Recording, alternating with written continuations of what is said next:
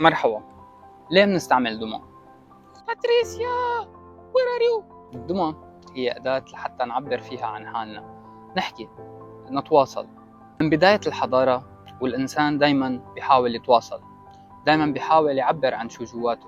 We use puppets to do awareness and to communicate. شو ما كان شكل الدمية وشو ما كانت المناسبة اللي معمولة كرمالها، الدمية بالنهاية معمولة حتى نعبر بحرية، بدون ما نخاف من الشعور بالغلط، بدون ما نخاف إنه العالم تحكم علينا، بدون ما حتى نحس إنه هذا نحن اللي عم نحكي، الدمية اللي عم تحكي.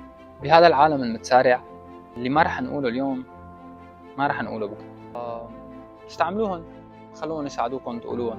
I missed you. I missed you too.